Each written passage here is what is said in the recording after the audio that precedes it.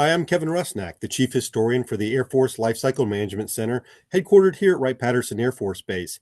Welcome to the latest edition of our video series called Out of the Hangar, where we do these short videos on historic moments from our past of some significance to our current mission.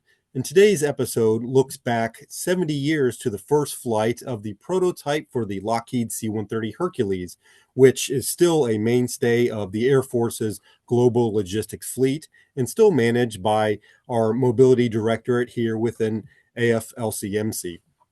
So we're going to go back to the 1940s and really World War II, where our story begins. You can see on the screen here a C-46. Now, this was one of the kind of two mainstays of World War II logistics. This one and its counterpart, the C-47, were the standard cargo and personnel planes of World War II. These were what helped us win both the wars in Japan and against Germany.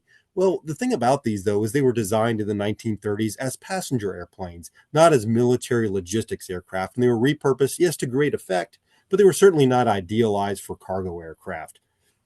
Well, the Air Force, which was still the Army Air Force, and then after 1947, we were the independent United States Air Force, realized that we needed more purpose-built aircraft to fulfill that role of airborne logistics, both for troops and for cargo. And that resulted in aircraft like this. This is the C-119, called the Flying Boxcar. And you couldn't come up with a more descriptive nickname for an airplane than that one. And this was, in fact, designed from the ground up as a cargo plane to haul equipment from logistics ports to the battlefield areas. It was a tremendously useful airplane. It was very versatile, and in fact, we used these up through the Vietnam War, and even longer by other services for many different roles. But the thing was, this was still very much reliant on that sort of 1940s technology. It didn't have the longest range, it didn't have the greatest capability, and so there were definitely areas where it could be improved. And the Air Force became interested in this, particularly after 1950, when we got involved in the Korean War. We didn't necessarily see that we were going to become involved in this sort of limited war. We had always envisioned that the next war would be something against the Soviet Union, the Cold War turning hot, and it was going to be dominated by strategic bombers and nuclear weapons and all that. So we didn't really spend a lot of money developing new cargo planes. We were just using airplanes like the ones you saw in these previous slides. Well, when we realized that, hey, you know what, we may still be involved in these limited wars, we need a new cargo plane to provide new capabilities using newer technology. And in this case, the particular new technology was what you see here on this next screen. This is called the turboprop engine. Now, this replaced what were called the piston and propeller engines that had been used for airplanes since the Wright brothers. And that's using a piston engine like you have in your car, connected to a propeller, and then that was what drove the airplane. Well, these were very useful, but they were limited. They had kind of reached their technological peak by 1950. They weren't getting any faster. They weren't getting any more efficient. And to get more power, you just had to build bigger and bigger engines. Well, in World War II, and in fact, today's date is actually the anniversary of the very first flight of a jet aircraft. This was a new technology where instead of using propellers and these pistons to drive a propeller, you created hot gas inside an engine like you see here that would create thrust and propel an aircraft much faster. By this time, Chuck Yeager had broken the sound barrier and so forth. Well, the drawback of these jet engines, or turbojet engines, as they called them, was that they were terribly fuel inefficient at low speeds. So not really great for kind of a tactical airlifter.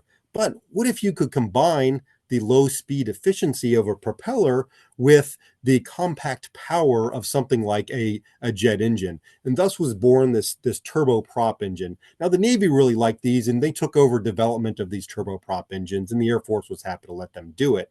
But when we were contemplating a new cargo plane around 1950 and 1951, we saw the turboprop engine as the way to get these new capabilities for faster logistics, providing greater capabilities to provide equipment to battlefields much more efficiently.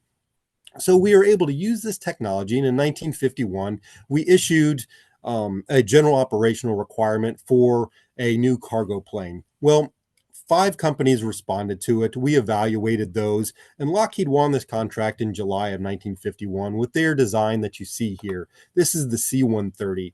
Now, if you look at it, it's not necessarily anything, fantastic, or, it doesn't look that much different than what came before. And in fact, it wasn't really, but it was really well designed for a very practical purpose, that is hauling material. So when Lockheed built the mock-up of this, here's just kind of the internal layout. Very practical, had the kind of high wing to give the ground clearance for the propellers, and it kept the cargo bay low to the ground so that you didn't have to have a high ramp. It made it easy to get cargo in and out.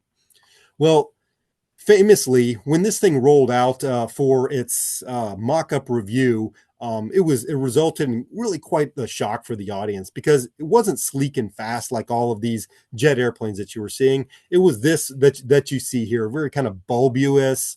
This is the actual mock-up review right here. People looked at this, and famously, Kelly Johnson, the guy who created the Skunk Works and designed our first practical jet airplane and was responsible for the U-2 and the SR-71, he famously told the guys that designed this that if you sign the contract to build this, you're going to sink the whole company. Well, 2,500 airplanes later, 70 years later, turns out he was actually quite wrong about that. And in fact, this was a tremendously useful airplane. Here's another example of that mock-up showing how easy it was to get cargo in and out. So after about a couple of years of development, this thing was ready to fly in 1954, about a year behind schedule, partly because the Allison T-56 turboprop engines that you saw in those earlier pictures, and for the airplane itself, were a little bit behind schedule. But 70 years ago, just recently on 23 August 1954, this thing rolled out of the Lockheed's plant in Burbank, California, where it was designed and built, took off with 2 test pilots, 2 flight engineers in the back. It flew for an hour and then landed at Edwards Air Force Base, where it was going to undergo the rest of its flight test program for the Air Force. And that was the second of 2 prototypes that was built. This next picture shows that first flight here in full color. But then here are the 2 prototypes that were designed for that flight test purpose. We let the contract for it, and as I said, it turned out to be a great airplane. We built over 2,500 of these. These saw extensive service during the Cold War for all kinds of purposes. They were used in Vietnam for many different purposes, including as some of the first gunships, where they would load various weapons on it for anti-insurgency campaigns, things like that.